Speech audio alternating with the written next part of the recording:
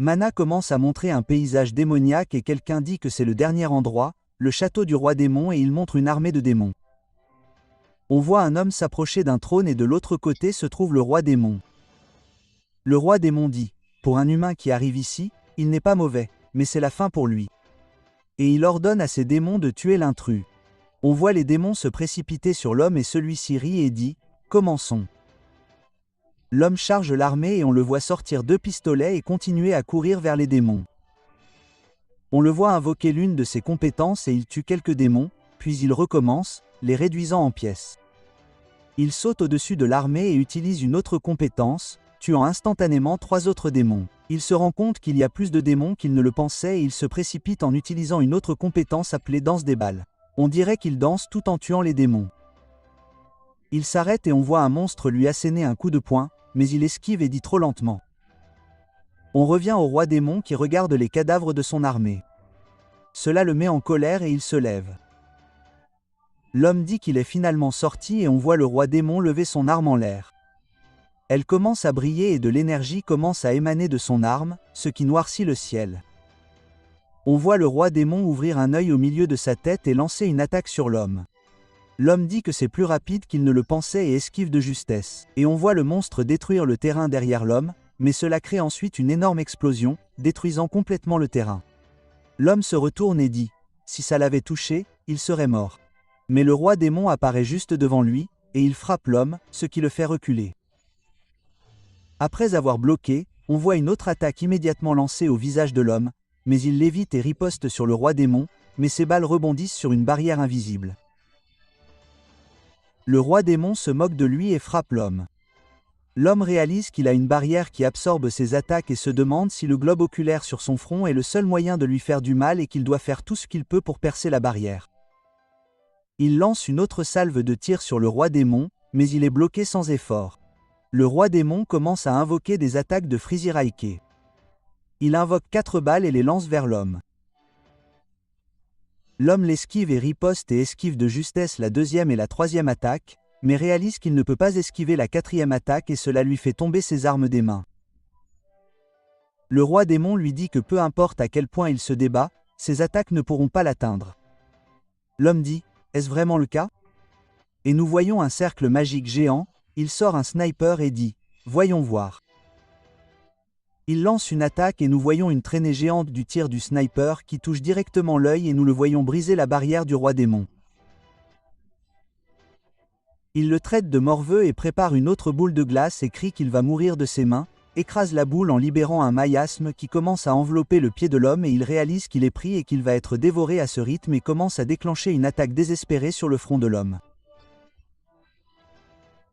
Il décide de détruire le roi démon en premier et nous le voyons tirer plusieurs fois vers le roi démon qui touche la barrière et explose.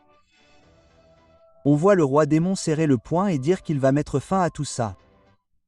L'homme dit oui, finissons-en et tire un autre tir géant laissant une traînée géante derrière la balle. On la voit briser la barrière et le Maya-sama autour de l'homme commence à se dissiper. On voit le roi démon crier et son front commence à se charger d'éclairs violets. Il hurle, « Comment quelqu'un comme toi ose faire ça ?» Et l'homme se précipite vers son arme et l'attrape. Il bondit vers le roi démon et l'homme demande au roi démon s'il sait quel est son temps de jeu. Il pointe son arme sur le truc en I et dit qu'il est temps de voir la fin. Il lui fait exploser la tête. On voit le cadavre derrière lui commencer à se transformer en cendres et un message apparaît indiquant que la partie est terminée. On apprend que l'homme jouait à un jeu appelé World et que le tireur était son personnage. Il décide de faire de son prochain personnage un mage. Il dit qu'un personnage normal serait ennuyeux et décide de créer un mage spécial en utilisant le système de karma. Il explique que l'on reçoit des pénalités en échange de traits positifs et qu'avec des pénalités, il peut obtenir des points de statistiques supplémentaires. On le voit choisir plusieurs traits négatifs pour son nouveau personnage mage. Il commence à ajouter des statistiques liées à la magie et dit qu'il peut créer le mage ultime. Il regarde son personnage et il a l'air super malade. Il se demande s'il a ajouté trop de pénalités, mais décide que ce n'est pas grave car c'est un personnage de jeu après tout. Il voit une aura noire et quand il se réveille, quelqu'un l'appelle Leno et on voit l'homme se réveiller dans le jeu. Son dernier souvenir est l'écran de chargement et on apprend que l'aura noire lui a fait perdre connaissance et qu'il a eu l'impression d'être aspiré dedans. On voit quelqu'un attraper Locke et l'homme lève le poing, lui demande quand il va se réveiller et le frappe. L'homme le jette dans des caisses. Locke réfléchit et se dit, aussi pathétique que cela puisse paraître, il est devenu le personnage faible qu'il a créé. L'homme lui crie de retourner au travail et de se dépêcher d'aller dans la salle de réunion. Les autres collègues se moquent de lui, le traitant de stupide, et ils demandent à Van s'ils sont d'accord. Et le vieil homme leur crie de se mettre en route, et on voit tout le monde courir. L'homme demande à Van s'il a commandé la vipère, et il dit oui, il l'apportera quand il arrivera. Hello réalise que c'est le personnage qu'il a créé dans le jeu, et on passe à 3 jours plus tard. Il s'est habitué à la routine quotidienne. Il mange de la nourriture horrible, et tout le monde l'ignore, probablement parce qu'il le considère comme mort. Et il réalise qu'ils ont raison, car il ne pourra pas tenir longtemps dans cet endroit. Et il laisse tomber sa boîte. Et le vieil homme lui crie dessus et lui dit de se lever, mais Locke commence à tousser. Et le vieil homme lui dit de le poser quelque part dans un coin.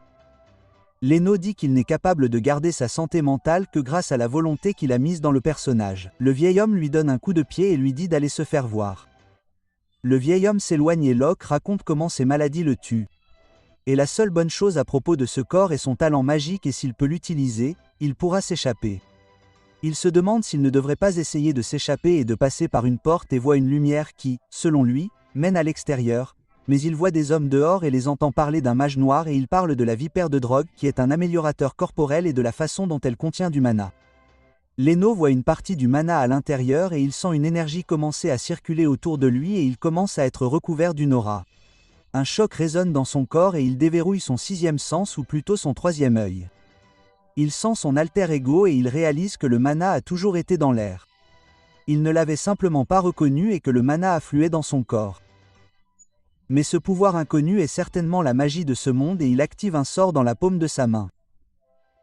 On le voit la nuit sous ses couvertures en train de s'entraîner à contrôler sa mona. Il se souvient qu'ils ont parlé d'une réunion dans 2 jours. Il réalise que la sécurité sera plus faible ce jour-là.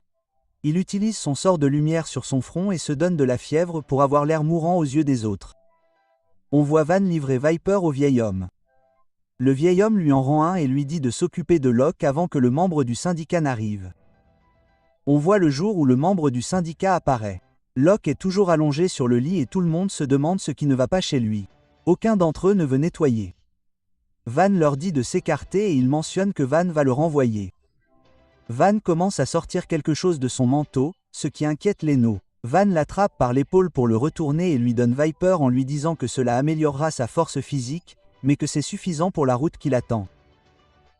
On voit Locke débordé de mana et Locke mentionne qu'il a fait une course pour le vieil homme et que maintenant son plan d'évasion a changé. On voit le membre du syndicat vérifier le nombre de produits et l'un des responsables s'excuse auprès de lui. Le membre du syndicat lui demande alors qui, selon lui, dirige l'établissement et lui demande de faire preuve de sincérité. Lennox s'approche de l'un des responsables et lui demande s'il peut le laisser entrer dans le bureau du directeur. L'homme crie sur Locke et lui demande quelle est sa mission. Lorsque l'homme apprend qu'il transporte Viper, il ouvre rapidement le bureau du directeur et lui dit de marcher vite. Alors que l'homme ouvre la porte, Leno charge son mana. Et lorsque l'homme se retourne, Hello le frappe à la gorge et lui fait sortir de la bave. L'homme tombe par terre et Leno ramasse ses clés de voiture en se demandant où l'homme a mis la Viper. Il trouve une arme à feu dans un tiroir. Il trouve un manteau et la Viper. Alors qu'il commence à prendre la Viper, il entend quelqu'un ouvrir la porte. C'est le vieil homme. Il demande pourquoi il sent Viper. Il entre dans la pièce et voit l'homme inconscient sur le sol. Lennox apparaît du coin de l'œil, charge à nouveau son poing et se jette sur l'homme. Il réalise que c'est Locke et le charge, mais il est rapidement arrêté par Leno qui sort une arme. Le vieil homme lui demande d'attendre et demande à Leno ce qu'il va faire. Il s'excuse pour ce qu'il a fait et qu'il ne le dira à personne s'il le laisse vivre. Hello comprend qu'il ne devrait pas écouter un mot de ce qu'il dit, mais se demande s'il peut même tirer sur quelqu'un. On entend quelqu'un appeler le vieil homme et dire à Locke que s'il sort par la porte, il peut aller au parking. On voit l'homme marcher dans le couloir, il ouvre la porte et est choqué.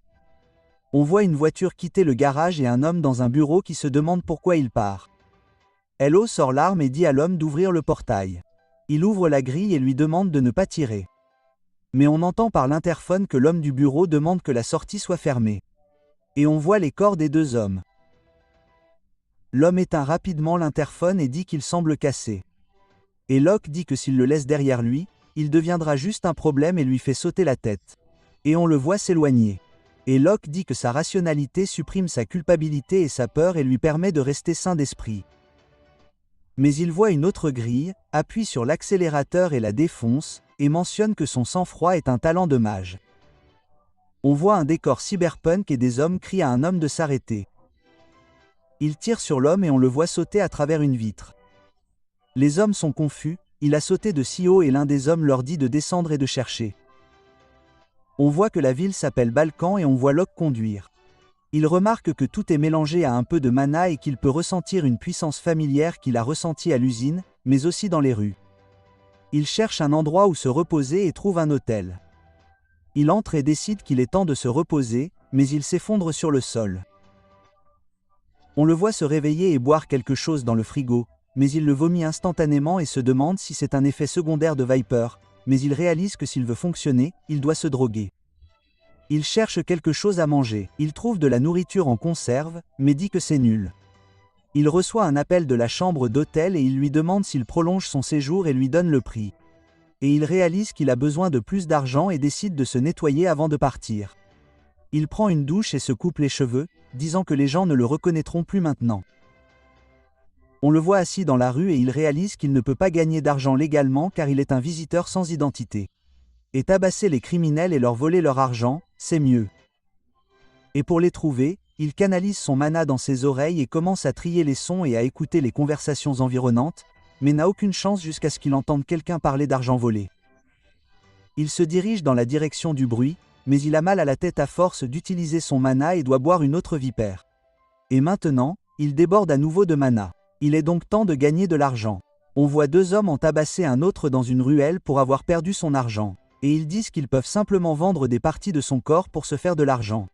L'homme crie pour que quelqu'un vienne le sauver et commence à cacher son visage aux assaillants, mais ouvre les yeux et voit les hommes sous le choc. Hello dit que c'était facile et on les voit tomber au sol. L'homme dit à Locke de le sauver, mais il l'ignore et vole l'argent des hommes, mais trouve un stylo bizarre et l'homme lui dit que c'est une arme remodelée. Hello décide de le prendre pour se défendre et menace l'homme. L'homme dit qu'il ne le dira jamais à personne et Locke lui répond que n'importe qui peut le dire. L'homme lui demande s'il a besoin de quelque chose et Locke lui demande ce qu'il peut faire sans sa pièce d'identité et qu'il vaut mieux que cela implique de la magie. On voit Leno à l'extérieur d'un bar et il utilise la magie pour transformer son visage, disant qu'il ne peut faire confiance à personne d'autre qu'à lui-même à l'intérieur de la frontière et demande au barman du travail et si quelqu'un a besoin d'un mage. Une femme sort d'une porte et demande ce que fait l'homme parce que les heures de travail sont terminées. Elle se présente comme Jenny. Elle lui demande son nom et Leno lui dit qu'il s'appelle Van. Elle dit que quelqu'un a dû lui parler de cet endroit et lui demande s'il cherche du travail de mage. Et elle lui demande s'il peut faire plus que de la magie ordinaire et qu'il n'a pas besoin de montrer son système magique. Dites-lui simplement de quel type il est, mais il l'interrompt avec de l'électricité dans sa paume et il crée une boule de foudre. Elle pense que c'est rare et qu'il l'a fait sans incantation. Elle sort un contrat et lui dit que c'est un travail de chasseur de primes, lui montre la cible et lui explique ce qu'il a fait de mal. Il lui demande quelle est la récompense et elle lui dit 3 millions, ce qui n'est pas beaucoup. Il lui demande l'échantillon de sang qu'ils ont prélevé sur l'homme et Jenny lui dit que c'est inutile et que s'il envisage d'utiliser un mage de sang, cela ne sert à rien car leurs honoraires sont supérieurs à la récompense. On le voit avec l'échantillon de sang en disant qu'il n'a besoin que de magie commune pour cela et il utilise une magie de chasseur appelée chasse sanglante et on le voit créer un cercle sur l'échantillon de sang et un serpent se forme à partir de l'échantillon. On le voit le suivre à travers une gare et on le voit se diriger droit vers un homme à l'intérieur. Il arrive juste derrière l'homme et se dissipe. Locke s'approche de lui et dit qu'il l'a trouvé et dit son nom. L'homme commence à s'enfuir de Locke, mais il le rattrape avec une magie appelée onde sonore. L'homme est touché dans le dos et tombe en hurlant dans ses oreilles. Hello s'approche de l'homme et nous voyons une barrière autour de sa jambe se briser et que c'est un sniper. Leno dit que c'était une bonne idée de mettre une barrière et il décide de la renforcer au point qu'elle serait inoffensive même contre un missile anti-char, mais se demande où est le sniper. Il fouille les environs avec du mana, mais il est introuvable. Cela signifie qu'il est soit plus loin que sa portée, soit qu'il a utilisé une forme de camouflage. Il réalise, d'après la trajectoire du tir, qu'il n'était pas la cible et que le sniper est après Taylor et que c'est probablement un autre charognard qui essaie de le faire taire. Il dit que peu importe ce qui lui arrive et sort son arme, disant qu'il ne peut pas laisser le sniper le tuer parce qu'il ne veut pas que l'image de Van le chasseur soit entachée. Il tire donc sur Taylor et décide que plus on saura que Van est cruel, moins les gens l'embêteront. On voit que le sniper est confus par cela et Van le regarde après l'avoir trouvé car lorsqu'il a tué Taylor, la mono-onde de l'homme a été perturbée. Le sniper se demande s'il a trouvé sa position et Van dit que puisqu'il est à sa portée, il a une magie pour cela et que c'est une magie qui représente la foudre. Le sniper voit Leno avec sa main levée et se demande s'il a retiré sa magie et ce qu'il fait, mais lève les yeux pour voir un orage au-dessus de sa tête. Leno lance sa magie et nous voyons un éclair se diriger vers l'homme et faire exploser la zone où il était assis. Leno se rend au bâtiment pour examiner les dégâts et se rend compte qu'utiliser la magie consécutivement est trop pour lui et, voyant qu'il n'y a aucune trace du sniper, il n'était certainement pas une personne ordinaire et pense que cela a suffi à faire connaître la réputation de Van en tant que mage de la foudre. On voit Leno retourner au bar et déposer un sac mortuaire en disant que c'est celui de Taylor. Le barman lui dit d'utiliser la porte arrière pour les affaires liées au travail. Le barman décrit les dégâts causés à Taylor et Leno lui demande s'il est médecin légiste. Le barman dit qu'en fonction des dégâts, il y aura une déduction de 10% des frais et que s'il veut recevoir son argent d'une manière spécifique, il y aura une déduction plus importante. Et on voit Jenny entrer dans la pièce. Elle mentionne que c'était rapide et qu'il faut généralement du temps au chasseur de primes pour revenir et lui demande quel genre de talent il a pour le trouver si vite. Hello dit qu'il a juste eu de la chance. Jenny dit qu'il est compétent, donc ce serait bien de continuer à travailler avec lui. Leno dit qu'il est prêt à travailler davantage, et Jenny lui dit que pas maintenant, et Leno demande si c'est parce qu'elle ne lui fait pas confiance. Jenny dit qu'ils ont besoin de plus de temps pour apprendre à se connaître, et Locke s'en va en disant qu'il reviendra bientôt. Le barman dit à Jenny qu'il a trouvé un enregistrement de la mission de Leno, et on voit qu'elle le regarde et qu'elle est surprise. Le lendemain, Locke se rend à la bibliothèque de la ville. Il s'y est rendu pour en savoir plus sur le système magique et pour augmenter sa durée de vie. Il pense que la magie du temps pourrait être sa solution. Il lit un livre sur les schémas de mana et Leno dit que les mages de niveau 8 et plus peuvent modifier leur schéma de mana. Il verse du mana dans sa main et voit le schéma changer. Il dit qu'il ne sait pas si le niveau 8 est bon, mais qu'il est définitivement doué pour ça. Il termine sa lecture et dit que le concept qu'il connaissait de la magie commune a disparu. Et il dit que la magie a deux catégories, la magie unique et la magie commune. Du moins, c'était comme ça dans la version 2 du monde. Mais dans ce monde, il n'y a aucune mention de la magie commune. Et maintenant, il a plus de questions que de réponses. On voit une femme lui dire qu'il vaut mieux qu'il abandonne, s'il veut devenir mage, et que cet espoir ne fait que lui causer plus de souffrance. Et cela perturbe Locke. Elle dit qu'elle est triste pour lui parce que lire des livres de magie toute la journée ne fera pas de lui un mage et qu'il ne peut apprendre la magie qu'en allant à l'école ou à l'université et qu'il ne peut rien faire par lui-même parce que la chance et le talent jouent un rôle énorme et que tout ce qu'il a c'est de la passion. Mais elle le regarde et s'excuse en disant qu'elle ne sait pas pourquoi elle dit tout ça et que c'est l'heure de la fermeture, donc il devrait partir. Il lui demande si c'est de sa propre expérience et il dit que mieux vaut essayer tout ce qu'ils peuvent d'abord que d'abandonner. Elle lui crie dessus et lui tend une carte, disant qu'elle lui montrera la magie la prochaine fois. Il la traite d'étrange et lit sa carte, qui dit qu'elle s'appelle Arus Richelin et qu'elle est professeure. Il est choqué qu'elle soit si jeune et professeure, et il regarde son reflet et décide d'acheter des provisions. Il voit un policier effectuer un contrôle et il se rappelle de rester calme. Une fille lui crie dessus et lui demande s'il a fait quelque chose de mal à cause de la façon dont il a regardé le contrôle monopattern comme s'il était coupable. Elle demande à Locke pourquoi il est là et il lui dit d'acheter des légumes. Elle se présente comme la propriétaire du stand et Locke demande si les légumes ne sont qu'un passe-temps. Elle lui dit qu'elle est riche et qu'il peut décider si elle ment ou non, mais qu'elle est jolie. Elle lui demande s'il va acheter quelque chose, puis lui recommande un oignon pour l'insomnie à cause des poches sous ses yeux. Il commande d'autres légumes et elle fait remarquer que son mana est unique. Il devient légèrement nerveux et elle lui demande ce qu'un mage comme lui fait ici. Et elle dit qu'elle se souviendrait de son modèle et lui demande s'il vient d'arriver en ville. Il est choqué qu'elle ait réalisé qu'il est un mage et qu'elle peut parler de son modèle de mana. Elle lui tend sa commande et lui dit de revenir. Il lui dit de lire son schéma de mana, qu'elle est soit très douée, soit une puissante mage et que, comme un inconnu l'a remarqué, il doit faire plus attention à sa magie.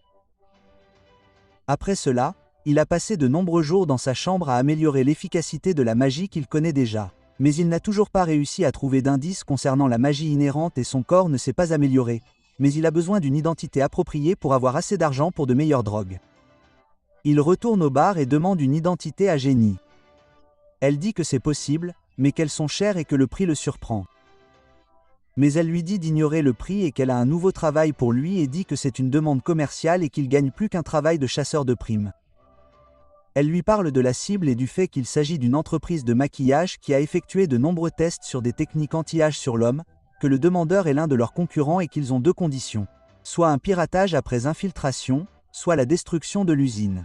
Il dit que la première est impossible, mais qu'il fera la seconde. Jenny dit qu'elle va le présenter à son partenaire pour ça. Et on voit Deadpool entrer dans la pièce. Il dit « Salut » et Leno est confus. Jenny le présente comme Dylan Oazay, un mercenaire affilié à Antares et connu pour être radin. Dylan dit à Jenny que les premières impressions sont importantes et qu'elle ne devrait pas le présenter comme ça. Et elle le traite de mec masqué et il dit que ça fait mal. Dylan serre la main de Leno et demande à Jenny pourquoi il a besoin d'un partenaire. Elle explique que le travail semble trop difficile pour une seule personne. Dylan dit qu'il est bon de le faire seul. Leno dit qu'il préférerait qu'elle l'informe à l'avance de la possibilité de travailler avec un partenaire et qu'ils décident ensemble comment partager l'argent. Dylan se moque d'elle, elle lui enfile son masque et dit qu'il devrait regarder le plan de l'usine. On voit Dylan et Leno se diriger vers l'usine. Et Dylan lui tend une carte de visite et dit qu'il n'a pas besoin de rester au même endroit pour travailler, qu'il n'y a pas de mal à se lier d'amitié avec des mages et que ça lui fera du bien. Même si son bureau est un peu rude, ils ont beaucoup de gars compétents. Leno plaisante en disant qu'il est un beau parleur et que c'est bien de voir s'il est aussi doué pour travailler que pour parler. Et Dylan dit « J'ai hâte d'y être ». On les voit à l'usine et Leno dit « La sécurité ne semble pas très stricte ». Et Dylan demande qui s'en prendrait à une si grande entreprise et mentionne que leur sécurité est plutôt faible. Il décide de commencer et Dylan lui offre un beau masque pour cacher son identité. Leno le décline et remonte son col roulé pour couvrir son visage et Dylan dit que c'est suffisant. Le plan est simple. Dylan attaque l'entreprise par derrière et attire leur attention pendant que Leno entre dans l'entrepôt et détruit l'usine. Dylan dit qu'il va y aller en premier et on le voit charger l'un des gardes de sécurité, lui attraper le visage et le plaquer au sol. L'autre garde le voit mais il est trop tard car Dylan est déjà derrière lui. Dylan lui donne un coup de coude et l'assomme. Il fait signe à Leno de sortir mais voit quelqu'un derrière un camion. On voit l'homme communiquer par radio avec les autres puis on l'entend crier. Hello boit du Viper et décide qu'il est temps de commencer. Il sort le stylo qu'il a volé à ses voyous de la ruelle et coupe la serrure. Il ouvre la porte et voit un homme tenant une arme. L'homme lui dit de lever les mains et Leno jette un sort de sommeil et l'homme s'endort. Comme les civils n'ont pas besoin d'être aspirés par l'explosion, il utilise un autre sort appelé marionnette sur l'homme et le fait sortir de l'entrepôt comme une marionnette. Locke descend les escaliers et dit que tout se passera bien jusqu'à ce que ce soit terminé et qu'on aperçoive une sorte de bête. On voit un homme tirer sur Dylan et Dylan lui jette un sac. On le voit s'éloigner de certains agents de sécurité à l'étage. Il entre dans l'usine et est déconcerté par le fait qu'il n'y a plus de garde. Il voit un laser rouge et tout à coup, plusieurs d'entre eux sont pointés sur lui. Il dit oh et on voit un groupe de gardes armés pointer des armes sur lui. Et il dit que ça le fait se sentir bien parce qu'ils sont tous rassemblés là. Cela signifie qu'il fait du bon travail. Et maintenant, il n'a plus besoin de les traquer individuellement. Il saute dans les chevrons et élimine instantanément plusieurs gardes en succession rapide. On le voit se préparer à sauter vers le groupe suivant et il abîme le chevron d'où il a sauté. On le voit bondir vers un garde, puis lui donner un coup de poing au visage et enchaîner avec un coup de pied dans le ventre et il élimine instantanément un autre garde. Il attrape l'homme par la gorge et lui demande qui est le suivant. On voit Locke dans un sous-sol, il tourne une vanne de gaz et il ne lui reste plus qu'à allumer une étincelle. Il lance un sort d'allumage et on voit un anneau de feu se former. Il n'a plus qu'à activer le sort une fois que Dylan et lui se sont échappés. Il dit qu'il devrait remercier la dame aux légumes parce que c'est grâce à elle qu'il s'est concentré sur la magie commune et qu'il a appris que la magie commune pouvait être combinée. Il place un orbe au milieu de l'anneau et on apprend qu'il s'agit d'un sort à minuterie. Il le règle sur 5 minutes et c'est terminé. Il n'a plus qu'à s'échapper. Hello entend un bruit étrange et on voit des bosses bizarres sur une porte et Dylan demande ce que c'est et on voit la porte passer devant Dylan. Il regarde et voit un homme crocodile. Hello monte en courant à l'étage et les voit tous les deux se demander ce qu'il se passe avec Crockman. Dylan dit que ça fait longtemps et Crockman lui demande comment va son patron. Crockman dit qu'il a douté de lui lorsqu'il a voulu créer une entreprise, mais il semble qu'il s'en sorte bien. Dylan dit que son patron est un pionnier et Crockman en rit. Il dit que Dylan comprend la situation dans laquelle il se trouve, et Dylan demande combien il a été payé. Et Crockman dit que c'était 10 milliards et qu'il fera en sorte que sa mort soit indolore. Dylan dit que ce ne sera pas facile et lui demande de lui lancer son sac. Il sort une lance du sac et dit que ça va faire très mal. On voit Dylan projeté contre un mur et Crockman lui dit qu'il est toujours aussi bête et Dylan sort une hache en disant que la lance ne fonctionne pas aujourd'hui. Il fonce en disant que ce ne sera pas facile cette fois et est projeté contre un mur encore et encore et encore. Hello regarde cela, confuse quant à la marche à suivre car il reste 2 minutes sur le chronomètre et Dylan n'a même pas l'air de vouloir s'enfuir. Il dit qu'il fera ce qu'il peut et qu'il sortira. Crockman dit que Dylan est décevant et qu'il ne ressent aucune soif de sang. Dylan dit qu'il a l'impression que Crockman devient plus fort. Dylan sort 2 lames et demande s'il peut le sentir maintenant. On voit Dylan combler instantanément l'écart, laissant une marque sur le sol et attaque, mais Crockman le bloque avec son bras. On voit que cela crée des étincelles et cela surprend Crockman. Crockman le renvoie en arrière et on voit la silhouette de Dylan devenir floue et il apparaît derrière Crockman et le frappe. Mais Crockman esquive et Dylan saute à nouveau derrière lui et le frappe à nouveau. Crockman le bloque. On voit Dylan aller encore plus vite alors qu'il accélère sa rafale d'attaques incessantes sur Crockman, mais Crockman frappe Dylan et juste au moment où il va le toucher. Leno lui jette un sort. Le sort s'appelle Foudre et il maintient les pieds de Crockman en place et l'électrocute. Crockman crie et Dylan se retourne, heureux de voir Locke. Dylan dit que c'est sa première et dernière chance de le vaincre. Crockman est en colère et frappe le sol. Mais Dylan est au-dessus de lui et commence à atterrir sur lui, mais Crockman le frappe d'un coup de queue, ce qui fait reculer Dylan et l'attrape à la gorge. Il lui demande pourquoi il ne lui a pas parlé de son ami mage et dit que c'est mignon qu'il ait essayé et qu'il va l'envoyer en premier pour qu'il puisse jouer avec le mage. Il retire son poing, lui dit au revoir et frappe Dylan au visage, l'envoyant voler à travers le mur. On le voit rouler sur le sol en s'éloignant de l'usine et Crockman dit que c'est l'heure du mage. Hello est surpris qu'il soit assez fort pour se tenir debout après son attaque et il trouve Dylan par terre. Il lui demande s'il est vivant et Dylan l'appelle maman. Hello se demande comment le déplacer et utilise un renforcement physique sur son corps et commence à porter Dylan car l'usine va bientôt exploser. On voit Crockman à l'intérieur de l'usine à la recherche de Leno et il se demande ce qu'est cette sensation étrange qu'il a. On voit le minuteur atteindre la barre des 5 minutes et déclencher le sort, provoquant une énorme explosion. L'explosion envoie un panache de fumée haut dans le ciel et on voit Leno bloquer l'explosion avec sa barrière. Dylan dit qu'il pense que tous ses os sont broyés et Leno boit plus de Viper. Dylan demande si c'est un stimulant physique et Locke dit oui. Hello dit que la demande est probablement un succès et dit à Dylan que leur combat n'était pas entre 2 humains, mais 2 monstres. Dylan lui dit qu'ils doivent se dépêcher et partir car il est sûr que Crockman est vivant et explique qu'il s'appelle Crocken Asilus. On voit Crocken surgir dessous des décombres et il est furieux. Dylan explique que Crocken est un mercenaire de guerre et qu'il est le dirigeant d'un groupe appelé Pandemonium, une organisation criminelle mondiale notoire. Leno dit qu'ils n'arrivent pas à croire qu'ils aient mis un tel monstre à la tête de l'équipe. Ils entendent un bruit et se retournent pour voir Crocken sortir du feu et se diriger vers eux. Dylan lui dit de courir et nous voyons Crocken écraser le sol et se précipiter extrêmement vite vers eux, comblant instantanément l'écart. Il frappe Dylan d'une attaque et utilise sa main pour arrêter son élan, ce qui le fait glisser sur le sol. Il demande si Leno est le mage et dit qu'il a l'air jeune pour un mage. Leno se rend compte qu'il est impossible de s'enfuir avec Dylan et est content qu'il ne soit pas mort. Et s'il doit se battre, il doit y mettre fin rapidement, car plus ça dure, moins il a de chances de gagner, et il décide de le faire. Crocken demande si c'est lui qui a lancé la magie de la foudre et si personne ne lui a appris à ne pas la lancer entre les jambes de quelqu'un. Leno répond qu'il n'est pas humain. Et cela fait rire Crocken et dit qu'il est courageux et que s'il n'avait pas embêté l'usine, il l'aurait laissé vivre, mais il doit travailler pour recevoir de l'argent et qu'il lui donnera une mort sans douleur en attaquant Leno. Lennox lui lance un sort de gravité, et nous voyons Mana sortir du sol et restreindre les mouvements de Crocken. Cela perturbe Crocken, et nous voyons que tout son corps est enchaîné avec Mana et il dit que c'est un tour de passe-passe. Leno dit, plus la cible est lourde, plus il est difficile de s'en sortir. Crocken dit, faisons un essai, et lève le poing. Et nous voyons Mona claquer.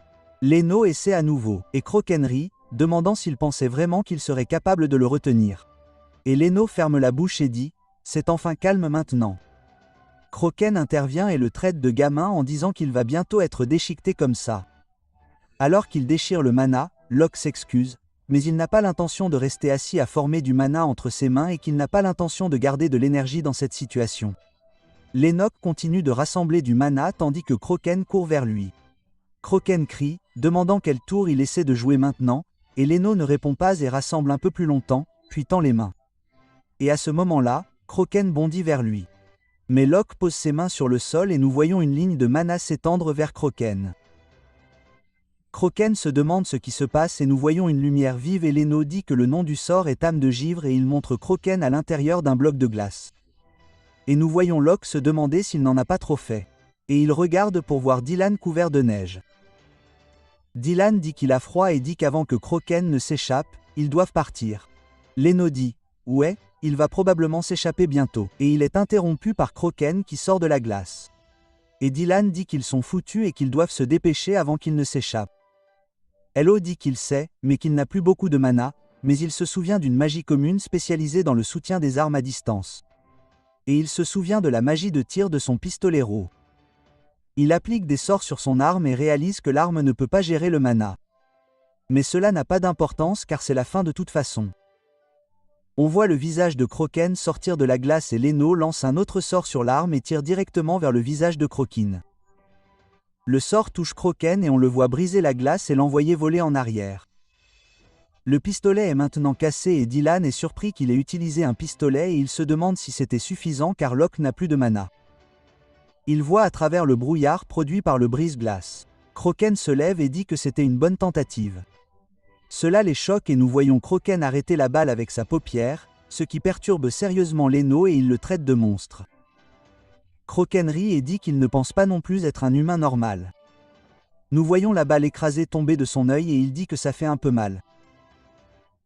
Dylan fait une remarque amusante et Leno est nerveux car il n'a plus de mono et réalise qu'il n'a pas d'autre option. Il sort donc son stylo laser et Dylan se prépare à se battre. Croken dit « Et les enfants, vous vous souvenez quand j'ai dit que je vous laisserais mourir sans douleur ?» Et il saute en l'air en chargeant pour une attaque puissante, disant qu'il la reprend. Et Locke se demande si c'est comme ça qu'il va mourir alors que Croken les bombarde en piqué. On voit un énorme crash et le couteau de Dylan sur le sol. Sa barrière se brise et il est surpris d'être en vie et il voit de la magie verte qui retient l'attaque de Croken. Il se demande qui c'est et Croken dit qu'il a mis trop de temps parce que le chien de chasse du gouvernement est là et elle s'appelle Evelyn. Elle l'appelle par son nom et dit qu'il a dépassé les bornes. Elle le repousse et lui demande si elle pense qu'il passerait inaperçu après avoir fait exploser l'usine. Croken fait une grimace .png et elle dit qu'elle pensait que Pandemonium resterait sous le radar pendant un moment et lui demande pourquoi ils font des ravages ici. Croken lui dit d'attendre et plaide son innocence et montre Dylan et Leno du doigt tout en disant qu'il n'a pas fait ça.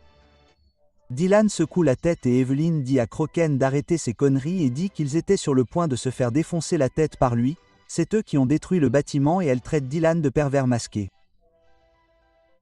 Croken dit qu'il est logique qu'elle pense ça et lui dit de croire ce qu'elle veut et qu'il ne peut plus supporter ça. Evelyn lui demande s'il fuit et il dit que la combattre ne fait pas partie de son contrat et qu'il n'a aucune raison de le faire. Hello est surprise qu'il évite le combat et réalise que cela doit signifier qu'elle est aussi forte que lui. Elle lui demande s'ils sont blessés et Locke la remercie de les avoir sauvés. Elle enlève son masque et dit qu'il n'a pas besoin de la remercier et il la reconnaît comme étant la vendeuse de légumes. Elle dit qu'il lui semble familier et il dit qu'il ne le pense pas. Elle dit que ça ne peut pas être lui parce que son schéma de mana est trop unique et il est heureux d'avoir changé son schéma de mana. Elle lui conseille d'éviter le pandémonium s'il veut vivre longtemps et s'enfuit. Dylan dit qu'ils ont eu de la chance et Leno dit que Dylan va devoir renoncer à beaucoup de récompenses. Dylan dit qu'il peut tout avoir mais qu'il doit lui donner 10 millions. Leno boit à nouveau du Viper et Dylan lui demande pourquoi il fait ça. Ils font la fête sur le chemin du retour. On voit Leno chez lui, en train de lutter pour marcher, il s'effondre dans son lit et on apprend que cela fait une semaine qu'il a dormi 4 jours et qu'il décide d'aller chercher sa paye. On voit Jenny le saluer et ouvrir une mallette pleine d'argent en mentionnant que Dylan a déjà reçu son argent et que Leno a même reçu une prime. Elle mentionne Croken, ce à quoi Locke répond qu'il a été sauvé et lui demande si elle connaît Evelyn. Elle ne dit pas grand-chose à part qu'elle travaille pour le gouvernement. Il pose des questions sur Pandemonium et elle dit qu'ils ne savent rien à part Kraken parce qu'il a été suivi avant même qu'il ne rejoigne l'équipe. Elle lui tend un morceau de papier et lui dit qu'il voulait une fausse carte d'identité. Et elle lui dit qu'il devrait ouvrir un compte bancaire et un téléphone parce que mettre de l'argent en liquide est trop dur. Il accepte et lui demande une autre faveur. Et on le voit sous un autre déguisement, en train de rencontrer un informaticien. L'homme demande d'abord le paiement, puis il fait quelques manipulations informatiques et dit qu'il a presque terminé. Il lui suffit de prendre une photo et de demander quel nom il veut. Leno dit qu'il veut que ce soit Evan et que le nom de famille peut être n'importe quoi. L'homme dit d'accord et ce sera prêt en un rien de temps. On voit Locke marcher dans la rue avec sa fausse carte d'identité. Il appelle Jenny et lui dit qu'elle peut le contacter via son téléphone maintenant. Et elle lui dit qu'il devrait travailler à temps partiel parce qu'un citoyen au chômage qui reçoit beaucoup d'argent a l'air suspect. Elle dit que les rumeurs se répandent à son sujet et qu'il pourrait même recevoir des demandes spécifiques maintenant et que ses récompenses augmenteront à partir de maintenant. Leno dit que même si elle est amicale, il ne peut pas lui faire entièrement confiance, et il est sûr qu'elle a entendu parler de lui utilisant la magie de glace, mais elle n'a encore rien dit. Il lui demande où il peut acheter Viper, et elle dit qu'il utilise des produits bon marché. Elle lui donne les coordonnées d'un expert Viper, lui explique que le district dans lequel il opère est très différent du leur et lui dit de se rendre là où il est indiqué sur la note. Leno ne sait pas si elle compte le poignarder dans le dos ou non, mais il ne pourra pas le savoir tant que leurs deux cartes ne seront pas révélées. On le voit arriver dans un joli jardin botanique et il décide d'y aller en van. À l'intérieur, il dit que c'est comme une immense jungle et il est surpris qu'un tel endroit existe. Il se dirige vers une boutique de souvenirs dans le jardin, passe une porte réservée au personnel, descend quelques escaliers et sent l'odeur de la solution Viper. Il ouvre la porte et est accueilli par une aura verte qui émane de toute la pièce et par un homme derrière le comptoir qui lui demande qui il est. Il dit que Jenny lui a dit de venir ici et il dit que c'est étrange. Il ne lui a jamais donné la permission de lui présenter des clients. Cela surprend Locke, mais l'homme dit qu'il n'est pas assez riche pour être difficile avec les clients et lui demande ce qu'il recherche. Lenox demande pourquoi il y a un verger dans un jardin botanique. L'homme tient une plante et lui demande s'il sait ce que c'est. Il décrit la plante comme de l'onium et mentionne certains de ses effets, ainsi que des tonnes d'ingrédients de ce type dans le jardin. Leno dit qu'il voit et lui tend une vipère, en disant qu'il cherche quelque chose de similaire. L'homme dit « Voyons voir ». Il prend un peu de vipère et le recrache, en disant que c'est super bon marché et pourquoi il cherche un si mauvais produit. Et Locke dit que ça l'aide avec son mana. Et l'homme dit que c'est bizarre parce que c'est quelque chose qui aide les types de combat, mais que ça ne l'aiderait pas avec la magie. Mais il y a des rumeurs selon lesquelles les mages de haut niveau utilisent vipère et qu'ils obtiennent des effets rapides, mais il est trop jeune pour être un mage de haut niveau. Leno pense que ce serait bien s'il pouvait obtenir une vipère de meilleure qualité. Leno dit à l'homme qu'il en veut une avec moins d'effets secondaires et que son budget est de 2 millions. Et l'homme dit « Un instant ». On voit Jenna, le visage ennuyé sur le bar. Le barman lui demande ce qu'elle a en tête. Elle se demande si Van pense que Dylan n'a rien remarqué. Le barman répond que ce n'est probablement pas le cas, car les mages réfléchissent trop à tout. Elle évoque le fait que même Dylan peut faire la différence entre la glace et la foudre. Elle est curieuse de savoir pourquoi Van a caché qu'il n'était pas qu'un mage de la foudre. Ils discutent du type d'emploi à lui proposer. Le temps presse et le propriétaire du verger lui propose quelque chose qui s'appelle Cacharaïd, qui a une longue durée de vie et peu d'effets secondaires. L'homme dit que c'est le médicament qui a le moins d'effets secondaires, qui vaut 2 millions. Leno explique que le filtre est différent et le médicament Gant explique qu'il s'agit d'un nouveau modèle, puis il s'en va. Gramps lui dit de revenir. On voit un homme qui regarde des lettres de démission se plaignant du manque de mages. Il est présenté comme Dr Kreingar, un mercenaire. Une autre personne dit « C'est bon », et son nom est Vian. Dr crie « La seule chose que les mages avaient à faire était de tenir bon, et il a fait tout ce qu'ils ont dit ». Une fille nommée Kittle commente « Ça a dû être dur pour des Nords fragiles ». Et un homme nommé Ike dit « Ne nous attardons pas là-dessus ». Docteur dit qu'il a besoin d'un mage pour la mission et demande à Kittle si elle veut en trouver un.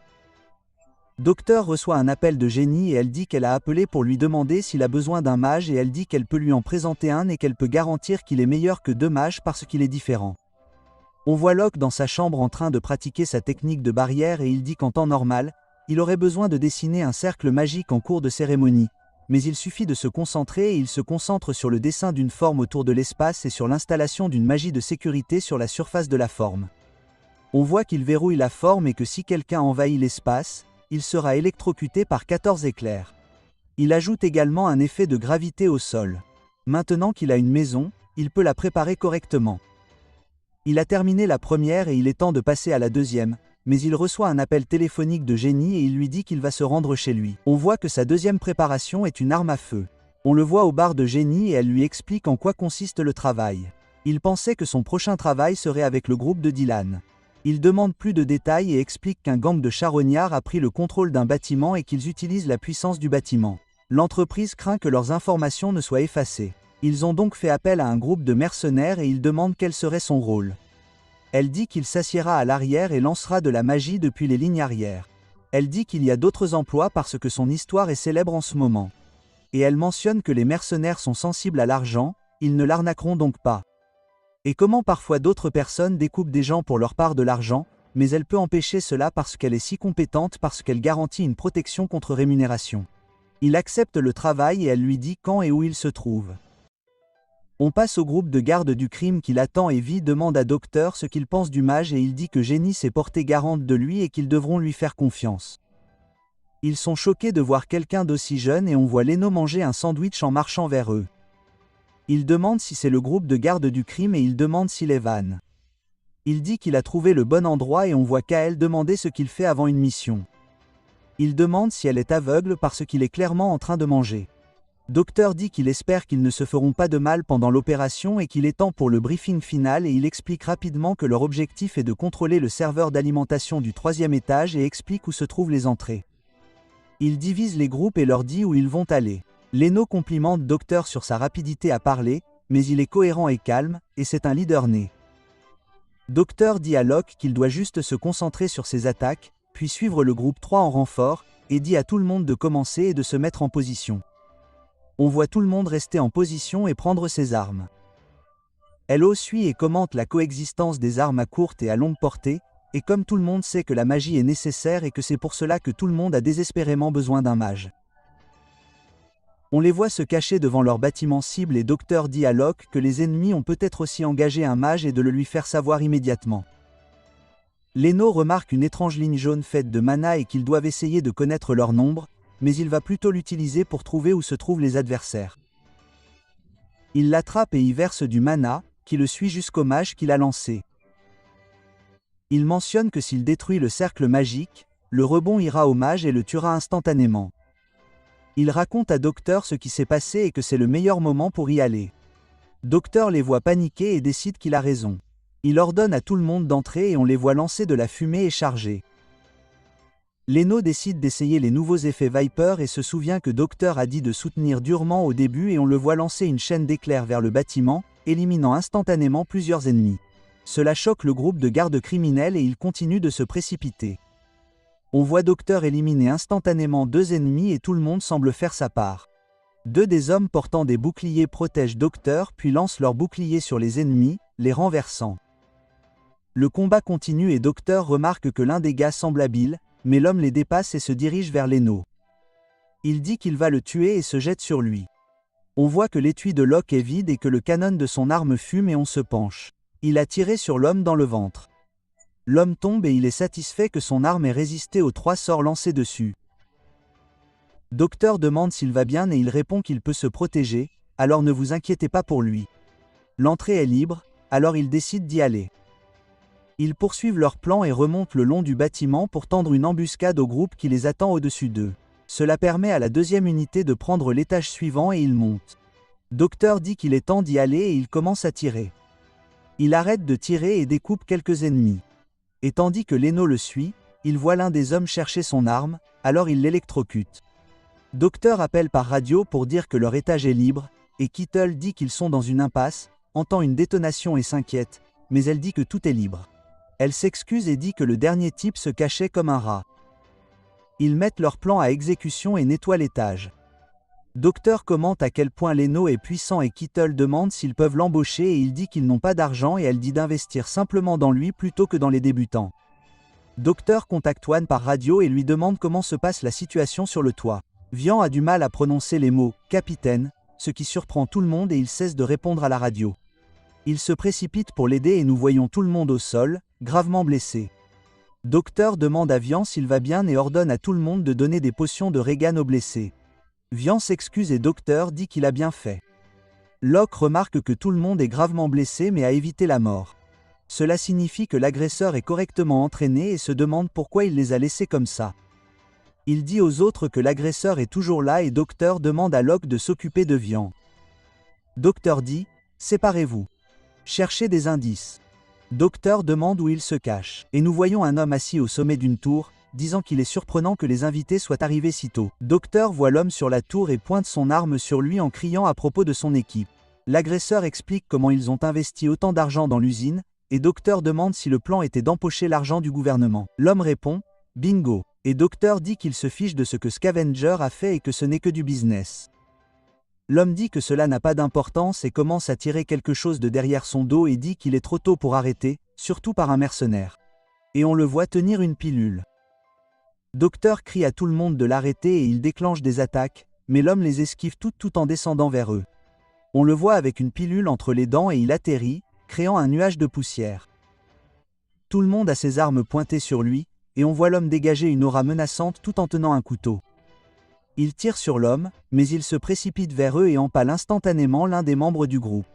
Il leur demande s'ils sont curieux de savoir pourquoi il n'a pas tué le premier groupe et leur jette l'homme. On voit qu'il a arraché le cœur et explique comment utiliser ce pouvoir.